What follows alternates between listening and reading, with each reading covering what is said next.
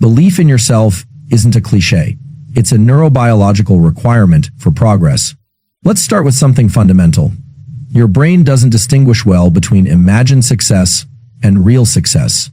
What you repeatedly visualize, what you mentally rehearse, your nervous system begins to wire as if it were real. This is the foundation of what neuroscientists call self-directed neuroplasticity, the process through which your thoughts, repeated consistently, reshape your brain's pathways. When you don't believe in yourself, you're not just doubting your future, you're shaping your brain to expect failure. Let that sink in. There are structures in your brain, specifically the prefrontal cortex, the amygdala, and the anterior cingulate cortex, that regulate goal setting, emotional resilience, and error correction. These regions are sculpted by your thoughts, your habits, and yes, by the degree to which you believe in your own capacity to overcome. So, let's talk about belief as a biological phenomenon.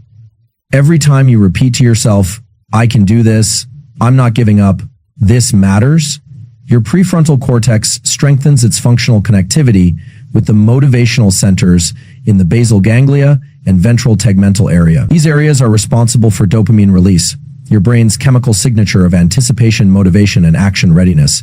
That's not fluff, that's circuitry. And here's the kicker. Your brain responds more robustly to self-generated belief than to praise from the outside world. External validation might give you a dopamine spike, but it's shallow and fleeting. Internally generated belief, especially when it's linked to action, creates long-term shifts in how your brain processes effort, struggle, and reward. This is why you must believe in yourself, even before the evidence is clear, because belief creates its own evidence. Let me make this practical. There's a phenomenon called visualization to action coupling. Athletes have used this for decades. When you mentally visualize yourself succeeding, lifting the weight, giving the talk, pushing through the hard conversation, you activate mirror neurons in the motor cortex. You're laying down the motor plans for success before you even take the first step. But here's the mistake most people make. They visualize the end result, standing on the podium, receiving the award, and they don't rehearse the grind. They don't see the sweat, the repetition, the failure, the effort. If you want to believe in yourself, visualize the struggle. Imagine the moment when your body says no and your mind says yes. Picture the setback and then picture yourself getting back up. You need your nervous system to get familiar with the reality of resistance, because it's not talent or intelligence that determines success over time. It's neurochemical resilience, your ability to stay in the game after you lose a round. And that starts with belief. Let's talk about posture and physiology for a moment. Your physical state changes your psychological state. Literally, when you sit upright, chest open, breathing deeply, you engage the parasympathetic nervous system. This signals to your brain that you're safe, grounded, and in control. When you're hunched over, shallow breathing, eyes down, your body is feeding back signals of threat and defeat. So, yes, stand tall. Not just for appearances, your posture is a vote your body casts for self-belief. Next, breathing. Your breath is the remote control of your brain state. Short, shallow inhales ramp up sympathetic arousal, think fight or flight. But when you control your breath, particularly with physiological sighs, 2 inhales to the nose, 1 long exhale through the mouth, you quiet the mind, lower cortisol, and restore cognitive clarity. Confidence isn't a myth, it's chemistry, and you can control it. You must also learn to separate internal dialogue from internal truth. Thoughts like, "I'm not good enough," "I'll fail," or "they'll laugh at me," are common, even in high performers. These thoughts are not signals to stop. They're artifacts of a brain trying to keep you safe by avoiding uncertainty. But safety is not growth. You want growth? Lean into discomfort. This is where belief transforms into behavior. When you act in alignment with belief, especially when it's hard, you change the brain faster. Action fuels belief. It creates a positive feedback loop. Belief leads to effort. Effort leads to outcomes. Outcomes reinforce belief. So, this is called dopamine reward prediction error. When you expect failure and achieve success, your brain learns rapidly that you're capable. That lesson gets encoded in synaptic plasticity, lasting change in the brain's architecture. This is why your early wins matter. They're not just victories, they're neurochemical proof that belief works. Now let's talk about long-term self-belief. Long-term belief doesn't mean ignoring failure. It means learning from it, extracting the signal, discarding the noise. Your brain updates itself based on what you focus on. If you focus on being a failure, you reinforce helplessness. If you focus on what you learned, what you can improve, and what comes next, you activate the growth circuits in your hippocampus and dorsolateral prefrontal cortex. Repetition matters. Your brain is a pattern detection machine. It believes what it sees consistently, so speak to yourself with consistency. Train your internal dialogue like you train your muscles. Don't wait for confidence. Train it. The research is clear. People who believe in their own ability to grow are more resilient, more successful, and more fulfilled, not because belief magically creates results, but because belief enables consistent action, especially in the face of friction. Self-directed neuroplasticity is the capacity of your brain to change itself based on what you repeatedly think, feel, and do. It is not an abstract concept.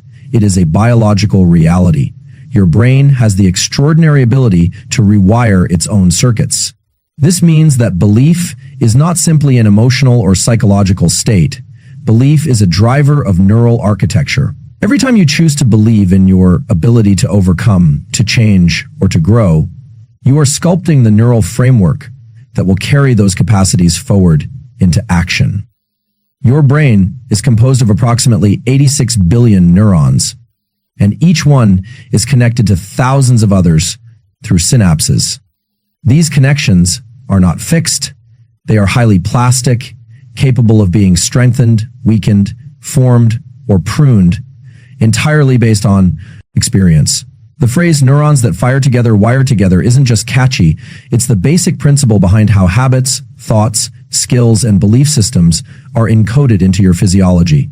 When you repeatedly entertain thoughts of self-doubt, your brain wires itself to expect failure. But when you choose, deliberately, to believe in your potential and abilities, even before the evidence is visible, you begin to fire neural pathways that align with confidence, competence, and resilience. This isn't merely about positive thinking.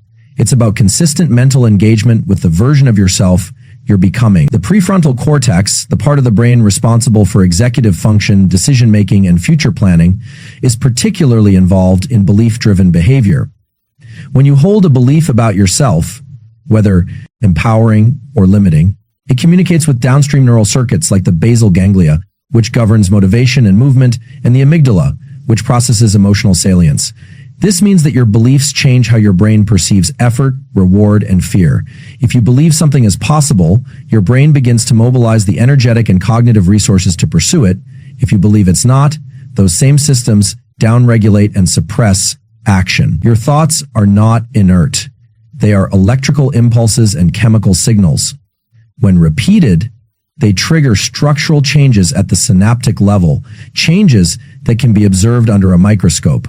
Long-term potentiation, for example, is a process where repeated activation of specific neural circuits results in stronger, faster, more efficient, are literally training your brain to behave that way in the real world.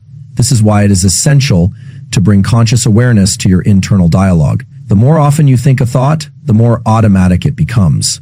That is the biological mechanism behind beliefs becoming identities. If you tell yourself you're capable, you're training your brain to expect effort and execution.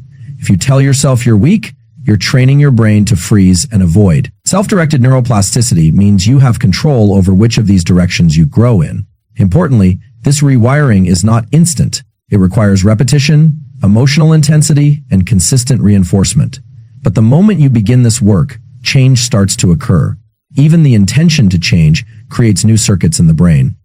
That initial spark of belief, the thought that says, maybe I can, triggers dopamine release from the ventral tegmental area, signaling reward for the thought itself. This creates a loop. Belief feels rewarding, and reward reinforces the belief. That's how a single decision to believe in yourself, if maintained over time, can transform how your brain processes challenge, failure, and opportunity. Neuroplasticity is direction agnostic. It will follow whatever patterns you repeat. But when you become the conscious architect of those patterns, when you direct your attention, your focus, and your effort toward beliefs that serve your growth, you become neurologically equipped to turn belief into behavior and behavior into achievement. You are not stuck with the brain you were born with. You are building the brain you need, one thought at a time. Dopamine is often misunderstood as the molecule of pleasure, but that's an oversimplification. In truth, dopamine is the molecule of motivation, anticipation, and goal-directed behavior. It is what drives you to act, to pursue, to reach, and to persist. And one of the most powerful drivers of dopamine release is belief. Specifically, internal belief. When you generate confidence or conviction from within, without requiring external validation or praise, you engage a deeper and more sustainable neurochemical response. This internal generation of belief creates dopamine signals that are not only stronger, but more enduring and self-reinforcing than those generated by approval from others. The human brain is wired to seek reward. This is how we survive and evolve.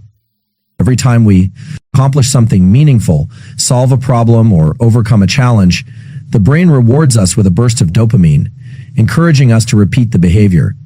But where that dopamine comes from and what triggers its release makes all the difference in whether motivation becomes intrinsic or dependent. When you rely solely on external validation to feel worthy, appreciated, or successful, you condition your brain to wait for cues from outside. Over time, this external dependency diminishes your internal drive. You become reactive rather than proactive.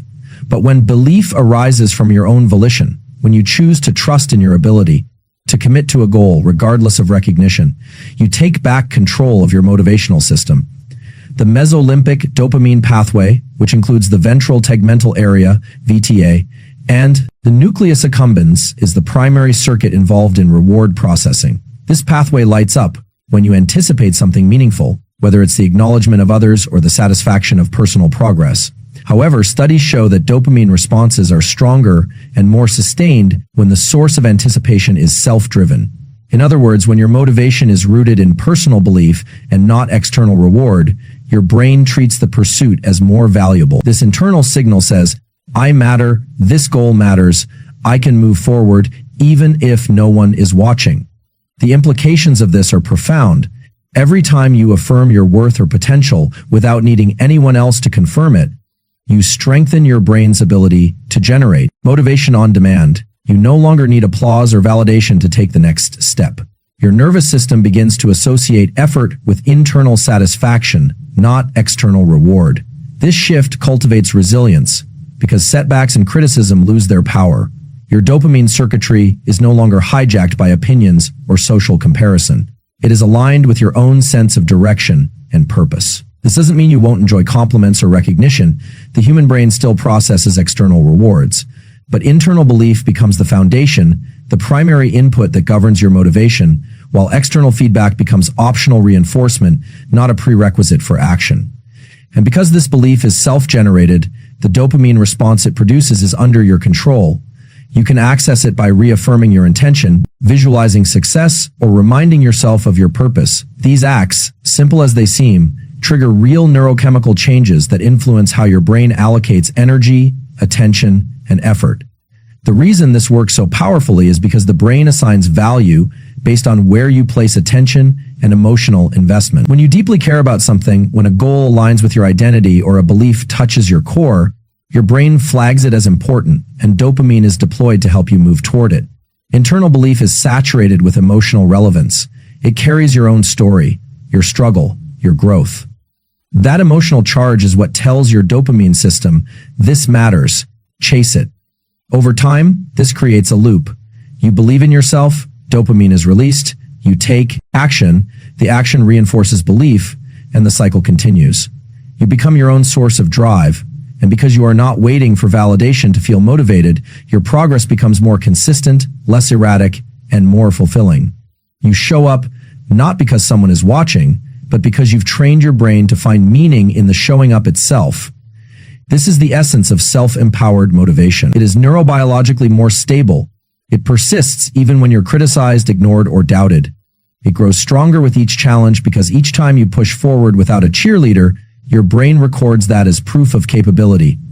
The reward is in the doing, not the recognition. And that changes everything. Internal belief is not a vague concept. It is a biochemical reality that rewires your motivational system from the inside out.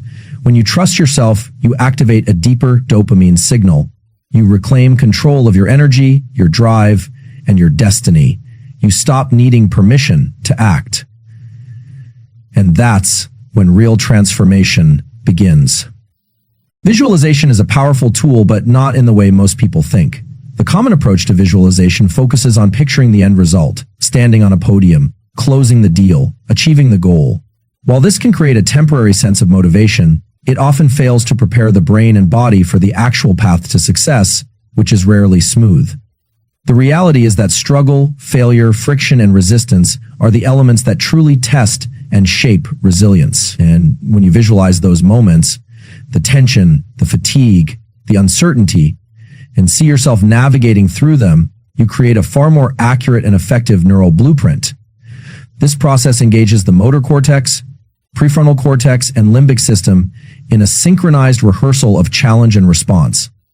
You're not just imagining success, you're training your brain to respond skillfully to adversity. The science behind this lies in how the brain simulates experience. When you mentally rehearse an activity, the same neural circuits involved in physically performing that task are activated. Mirror neurons in the premotor cortex fire in response to imagined action. This means your brain can't fully distinguish between real and imagined effort when done with enough emotional intensity and specificity. By visualizing the moment when you feel exhausted but choose to keep going, the time when you feel rejected but still speak up, or the instance when everything seems stacked against you and you respond with clarity, you are hardwiring responses into your system. These neural encodings become accessible in the real world, making your reaction to pressure more automatic and grounded. More importantly, when you include elements of difficulty in your mental rehearsal, you train your nervous system not to freeze in the face of stress. Most people mentally rehearse success as if it comes without resistance. But when struggle shows up, and it always does, they panic because their mind wasn't prepared for it. Visualizing struggle inoculates you against that panic. It calibrates your autonomic nervous system to expect stress and stay regulated through it. This is resilience not as a vague character trait, but as a trained physiological state. Studies in sports psychology and neuroscience show that athletes who visualize not just their performance, but the moments of mental and physical fatigue and how they will respond to them, build stronger emotional regulation and decision-making under pressure. This applies far beyond sports. In leadership, relationships, and personal growth, those who rehearse handling discomfort and ambiguity with composure tend to remain more effective under strain. They are less reactive because their brain has already practiced the scene. They've seen themselves calm in the chaos, clear in the confusion, steady in the storm. It's also worth noting that this kind of visualization creates better error correction. When you see yourself stumbling, correcting, adjusting, and still progressing, you train your brain to perceive failure as a data point, not a stopping point. That shift in perception is crucial. The anterior cingulate cortex, which detects conflict and errors, becomes more adaptable when it has already experienced correction in mental rehearsal. You don't shut down when things go wrong. You adjust and continue. This is one of the deepest forms of resilience, adaptive problem solving fueled by calm repetition. Visualization also primes the endocrine system. When you imagine high-pressure scenarios and see yourself moving through them without panic, your cortisol response in real life is reduced. You become less chemically reactive to stress. Your body learns to associate adversity with presence, not paralysis. That physiological adaptation matters more than motivation. Motivation fluctuates. Nervous system regulation and trained response patterns create consistency. This process requires specificity and emotional engagement. You must feel the imagined resistance. You must see the sweat, hear the doubt, and witness your own decision to continue. It is not enough to say, "I will be strong." You must walk through the actual scene in your mind. The early morning when you don't want to get up. the difficult conversation you fear having, the point in a project where it feels like quitting makes more sense than pushing forward. Rehearse those moments, not just once, but repeatedly, because repetition builds the myelination that strengthens neural circuits. Over time, you begin to behave the way you've seen yourself behave in your mind. Visualization of struggle isn't about preparing for failure, it's about training for recovery. It's about building a map your brain can follow when conditions are difficult. When you've already seen yourself succeed through adversity, the real-world stressor becomes familiar, and familiarity breeds calm. That calm is the cornerstone of resilience. It allows you to make decisions from your higher brain centers, not from fear or impulse. You move through pressure with presence because you've been there before. Mentally, emotionally, and neurologically, more importantly, when you include elements of difficulty in your mental rehearsal, you train your nervous system not to freeze in the face of stress. Most people mentally rehearse success as if it comes without resistance. But when struggle shows up, and it always does, they panic because their mind wasn't prepared for it. Visualizing struggle inoculates you against that panic. It calibrates your autonomic nervous system to expect stress and stay regulated through it. This is resilience not as a vague character trait, but as a trained physiological state. Studies in sports psychology and neuroscience show that athletes who visualize not just their performance, but the moments of mental and physical fatigue and how they will respond to them, build stronger emotional regulation and decision-making under pressure. This applies far beyond sports. In leadership, relationships, and personal growth, the way you carry your body, the posture you hold, and the rhythm of your breath sends continuous signals to your brain about your internal state. What most people don't realize is that those signals don't just reflect how you feel, they shape how you feel. Your nervous system is in constant communication with itself through feedback loops, and the two fastest channels of that loop are posture and breathing. When you intentionally adjust these two systems, you change not just your physiology, but your psychology. You shift your internal chemistry, your hormonal balance, and the way your brain processes confidence, threat, and readiness. Posture is more than how you look. It's how your body interacts with gravity and how your brain interprets your physical stance as a marker of safety or vulnerability. When you stand upright, shoulders back, spine elongated, eyes forward, you activate neural circuits that are associated with assertiveness, clarity, and action. This upright posture influences the activity of the prefrontal cortex, the area of your brain involved in decision-making and emotional control. It also modulates the limbic system, particularly the amygdala, which processes fear and threat. A slouched posture, grounded shoulders, downward gaze, collapsed chest sends an entirely different message to the brain. It signals defeat, passivity, and insecurity. This posture triggers a low-level stress response, increasing cortisol and lowering testosterone, which over time dampens confidence and increases anxiety. Scientific studies have shown that people who adopt expansive postures, even for just 2 minutes, experience measurable shifts in hormone levels. Testosterone rises, enhancing feelings of power and assertiveness, and cortisol drops, reducing feelings of stress and threat. These changes happen fast and are not purely psychological. They are biochemical reactions that emerge from the alignment of the spine, the openness of the chest, and the position of the head. This is why posture must be treated as a foundational tool for regulating confidence. It's not about posing or pretending. It's about accessing a neural and hormonal state that equips you to handle challenge with more clarity and strength. Breathing, equally, is a direct line to your nervous system. Unlike other autonomic processes, like heart rate or digestion, breathing is both involuntary and voluntary.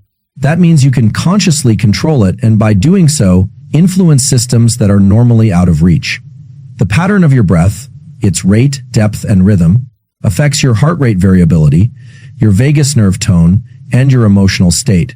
Shallow, rapid breathing, particularly through the mouth, activates the sympathetic nervous system, preparing you for fight or flight. This is useful in emergencies, but when sustained throughout the day, it creates a baseline of hypervigilance and tension. You feel anxious, edgy, or unsure of yourself, even when no threat is present.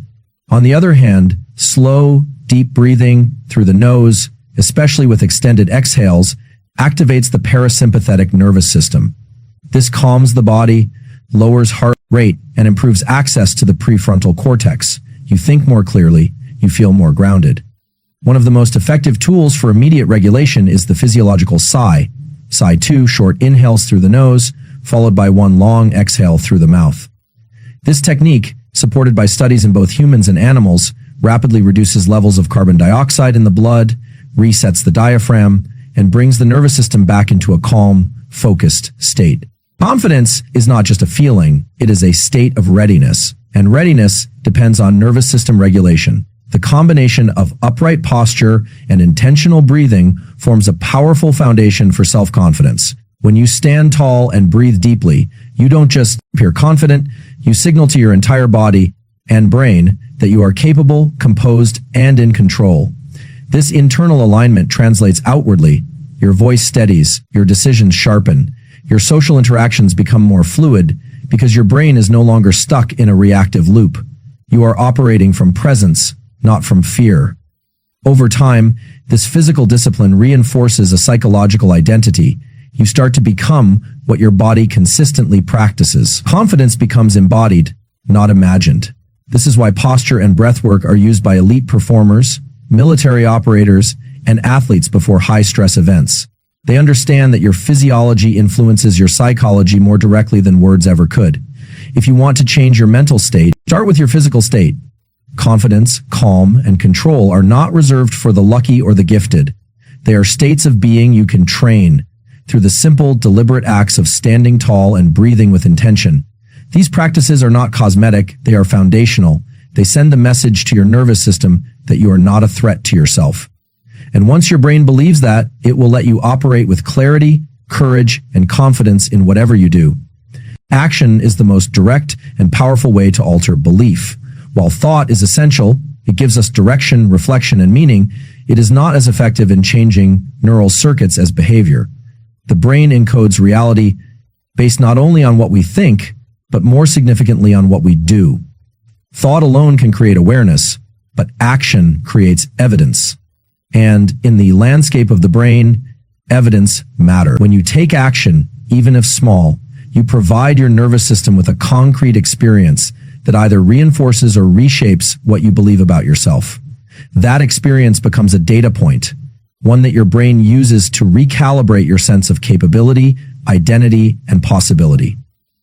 Neuroscience shows that the brain thrives on feedback from behavior. When you physically do something, multiple systems are activated simultaneously. The motor cortex plans and executes movement, the sensory cortex receives real-time feedback, the cerebellum refines coordination, and the basal ganglia records the pattern for future repetition. On top of that, the dopamine system tracks effort and reward. All of these neural components contribute to a stronger, more lasting shift in how the brain evaluates a belief. A belief that is tied to experience becomes far more resilient than one based on thought alone. Consider someone who believes they're not good at public speaking. They can sit in silence and imagine themselves confident, and that visualization can help over time. But if that person steps in front of a small group and says one sentence out loud, they give their brain direct proof that speaking is possible. That tiny action may still come with nerves or discomfort, but it begins the process of disconfirmation. The old belief starts to weaken and a new one begins to take its place, not because of a thought, but because of an act. This is known in psychology as behavioral activation, and it's one of the most effective tools for changing beliefs and emotional states. The principle is rooted in a phenomenon called dopamine reward prediction error. This refers to what happens when the brain expects a certain outcome and a different outcome occurs. If you expect failure but experience success even in a small way, your dopamine system lights up, signaling that something better than anticipated has occurred. That signal reinforces the new behavior and reshapes expectation. Over time, repeated action that yields unexpected wins leads to more robust belief in capability. You no longer have to convince yourself with affirmations. You've lived the reality, and your brain has adjusted accordingly. Action also overrides fear more effectively than thought. Fear is a prediction mechanism, heavily influenced by past experience and internal narratives. It arises in the amygdala, but it can be tempered by prefrontal activity especially when action proves the feared outcome doesn't occur or is manageable. When you act in the presence of fear, you give your prefrontal cortex new leverage. You teach your brain that discomfort isn't fatal, that trying is survivable, that failure is recoverable. Every time you move forward in the face of fear, you prune the neural pathways that link uncertainty to paralysis and reinforce the ones that link uncertainty to courage.